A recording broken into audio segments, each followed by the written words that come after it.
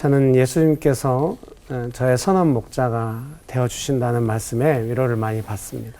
또 그의 연장선상에서 시편 23편에 하나님께서 우리의 목자가 되어주신다. 그래서 우리는 양으로서 부족함이 없다. 그 말씀에서 은혜를 많이 받습니다.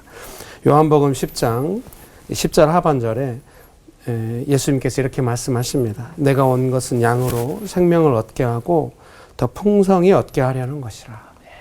이와 연관되어서 저는 시편 23편 2절 3절을 이렇게 옮겨보았습니다. 그가 나를 푸른 풀밭에 누이시며 쉴 만한 물가로 인도하시는도다. 내 영혼을 소생시키시고 자기 이름을 위하여 의의 길로 인도하시는도다. 시편 23편으로 해석을 해보자면 저는 언제나 양으로서 풀과 물이 필요하다고 생각합니다. 저는 그것을 이제 말씀과 기도로 이렇게 해석을 한 것입니다. 그래서 저는 항상 말씀 읽고 기도할 때마다 은혜가 있었어요. 그래서 말씀 한 절 앞에 오래 있을 때도 있고 했는데 목회를 많이 하면서 조금 예전하고 좀 달라진 거예요. 이렇게 말씀 읽고 기도할 때마다 바로 받은 은혜가 있고 눈물이 나고 이런 게 아니라 깊은 부담감에서 기도가 잘 안 나오고 말씀이 잘 안 읽히고 막 이렇게 된 거예요. 그래서 너무 고민했어요. 제일 먼저 떠오른 건 안식년이죠. 그동안 개척하고 하면서 한 번도 뭐 한 달도 뭐 이렇게 쉬어본 적은 없어요. 이렇게 계속 섬겼죠. 그래서 이제 개척교회에 좀 벗어났을 때 쉬려고 했는데 그때 이제 두 개의 교회로 분립되어 나가서 또 개척교회가 된 거예요. 열 몇 명의 성도님들과 함께 막 또 열심히 성도님들 열심히 하시고 그래서 제가 성도님들께 나는 안식년을 꼭 갈 거라고 했더니 다들 불안해해.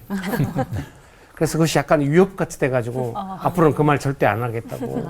은연중에 제가 쉬고 싶을 때 그런 말을 하는데 성도님 이제 목사가 조금 느낌이 있잖아요. 다들 나이가 있으니까. 그래서 다시는 그런 말 안 하려고 하는데 쉼이 필요한 건 사실인 것 같습니다. 그래서 좀 고민하다가 막 성경이 잘 안 읽히는 거예요. 그래서 되게 고민했죠. 이러다가 나는 어떻게 될까. 그래서 어느 날 성경이 있는데 마음의 부담감, 옛날에는 한 절 읽어도 바로 은혜가 있거든요. 근데 막 활자가 잘 눈에 안 들어올 정도로 좀 피곤했어요. 그래서 계속 읽어 나가는데 어느 순간 이제 그 부담감이나 이런 것이 있음에도 불구하고 읽었더니 그 말씀이 또 생명으로 딱 마음에 와닿는 구절과 해석이 있는 것을 경험했습니다. 그리고 기도라는 것도 옛날에는 제 어려움을 호소하고 막 은혜 받고 용서받고 이런 기도였는데 사역에서 느끼는, 그 사역에서 느끼는 부담감이라고 하는 건 뭐냐면 성도님들의 삶에 너무 압도적인 문제들이 발생하는 거예요. 목사가 아무 도움이 안 되는. 그러니까 제가 그렇게 스트레스 안 받아도 될 것 같은데 어차피 도움이 안 되니까. 근데 너무 스트레스를 받는 거예요. 저거 어떻게 하나. 저 안 도와주면 너무 어려워질 텐데. 막 너무 압도당해가지고 너무 괴로웠는데 이제 그러면 이제 기도가 안 나오잖아요. 말문이 막히니까. 마음이 너무 부담스러우니까. 마음이 좀 부들부들해야 말씀 읽어도 금방 은혜가 되고 기도도 쉽게 나오고 이럴 텐데 마음이 너무 괴로우니 괴로워도 이제 그 괴로운 마음 안고 계속 몇 시간씩 앉아있고 이랬더니 막 말씀도 떠오르고 그 성도님한테 어떤 말을 해줘야겠다 막 이런 것도 떠오르고 막 이렇게 된 거예요. 그래서 이제 자신 없이 기도했으니까 이제 나누고 이러면 또 되게 좋아하는 거예요. 더욱 놀라운 거는 그 삶이 압도당하는 문제들이 어느 순간 보면 그 성도님이 대응 가능할 정도로 막 이렇게 좀 돼 있는 거예요. 우리는 잘 모르죠. 눈에 안 보이신 하나님께서 눈에 안 보이게 일하시니까. 그러나 점점 그런 걸 많이 경험하게 됐습니다. 그래서 제가 깨닫게 되었죠. 내 마음의 상태와 상관없이 말씀과 기도를 계속 해야 한다. 아멘. 그러다 보면 생명으로서 나의 정서와 상관없이 때로는 하나님께서 일하실 때가 있고 나는 아마 이런 과정을 배우고 있을 수 있다. 그런 거를 깨달았습니다. 예수님께서는 나는 선한 목자라 선한 목자는 양들을 위하여 목숨을 버리거니와 요한복음에서 이렇게 말씀하십니다. 시편 23편 4절에는 내가 사망의 음침한 골짜기로 다닐지라도 해를 두려워하지 않을 것은 주께서 나와 함께 하심이라. 주의 지팡이와 막대기가 나를 안위하시나이다. 사꾼은 이리가 오면은 양을 버리고 도망갑니다. 근데 예수님은 생명을 바쳐서 우리를 사랑하십니다. 근데 그 우리를 사랑하신 예수님 지팡이와 막대기가 나를 안위하신다고 했는데 그 지팡이와 막대기가 어디 있는가 이걸 잘 못 찾을 때가 많아요. 그래서 제가 너무 답답했는데 이제 말씀과 기도를 읽으면서 성도님과 함께 항상 제가 믿음으로 말해요. 지금 너무 삶이 압도적인데 반드시 방법을 찾게 될 거라고. 예수님께 방법이 있다고. 그 방법을 찾을 때까지 우리는 기도하면서 나아가야 한다고 하면서 계속 함께 했더니 성도님들도 약간 유행어 같이 예수님께 방법이 있다 이렇게 하면서 하게 되었습니다. 시편 23편 6절입니다. 내 평생의 선하심과 인자하심이 반드시 나를 따르리니 내가 여호와의 집에 영원히 살리로다. 애들은 그 선함과 인자함으로 자기를 대하는 걸 금방 느끼는 것 같아요. 근데 저는 그걸 잘 못 느껴요. 우리가 그러잖아요. 제일 뭐 싫은 것 중에 하나가 선물 없는 좋은 말.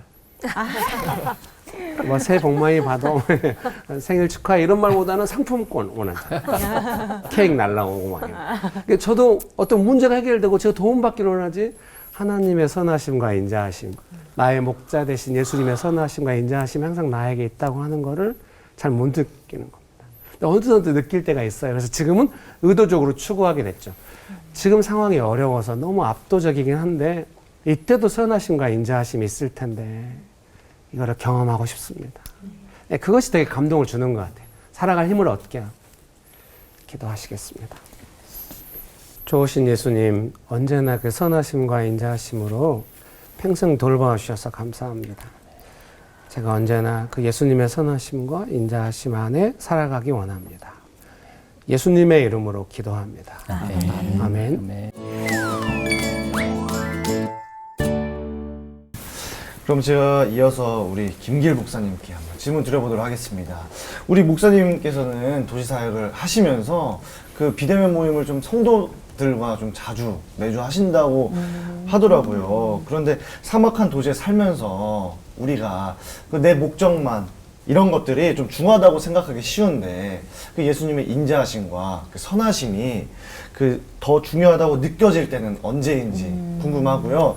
그리고 그럴 때 성도들에게 어떤 말씀을 해주시는지까지 궁금합니다. 이제 저희 교회가 묵상 모임을 하는데요. 이제 저는 막 여러 개 묵상 모임을 좀 이렇게 일으키고 싶고 이제 요즘에 줌으로 할 수밖에 없잖아요. 그래서 줌으로 하는데 이제 집사님이 숫자가 너무 적다고 목사님과 함께 하고 싶다고 했어요. 두 분의 집사님과 함께 제가 하게 됐어요. 근데 두 분의 공통점이 있었는데 최근에 이제 집을 사신 분들이었어요. 아파트를. 한 분은 서울에, 한 분은 광명에 해가지고 빚을 많이 질 수밖에 없는 그런 상황이었는데 이제 다들 고민하는 거죠. 어떻게 할지 고민하고 거기에다 이제 빚이 크니까 이거를 하루아침에 갚을 수가 없잖아요. 그래서 집을 사서 좋긴 한데 경제적 압박감을 느끼고 있는 분들한테 어떻게 말해야 될지 잘 모르겠는 거예요. 이제 그렇지 않아도 애들 기르고 이러니까 돈이 많이 들어가는데 빚을 또 갚아 나가야 되니까 더 재정이 줄어드니까 쓸 수 있느냐 어떻게 해야 되냐 이렇게 물어보더라고요. 묵상분들은 제가 특별히 할 말 없어가지고 그때도 이제 그 시편 23편으로 묵상을 하고 있었거든요. 선하심과 인자하심에 대해서 저도 재정이 어려울 때는 항상 제일 신경 쓰는 것 중에 하나는 뭐냐면 제 아내랑 같이 어디서 재정이 올까 어떻게 재정을 만들까 그런 것보다는 그냥 둘이 같이 가난한 마음으로 이렇게 맛있는 거 정 같은 거 부쳐 먹고 이렇게 돈 없으면 마음이 가난해지니까 더 맛있어요. 이렇게 막 좀 공포감에서 찾고 있는지도 모르지만 근데 그때 부부가 서로 다 연결되고 그 재정의 압박감을 느끼고 있지만 서로 사랑하고 그래서 제가 그런 고민을 할 때 울더라고요. 당장 그 모든 재정을 해결할 수는 없지만 서로 사랑할 수는 있다고. 그래서 같이 작은 거 이렇게 맛있게 먹고 이렇게 행복하게 사는 게 중요한 것 같다고. 그러니까 선하심과 인자하심이라고 하는 것은 당장 돈이 막 떨어져 다 갚고 막 이런 거라기보다는 그 하나님의 선하심과 인자하심을 같이 어렵지만 행복하게 살아갈 수 있는 그 가난한 마음 안에서 어떤 연합을 느끼는 거죠. 그러다 보면 그 안에서 살아갈 책임감, 또 의무감에 대한 힘을 얻게 되고 또 해 나가게 되고 이런 것이 아닌가 싶습니다.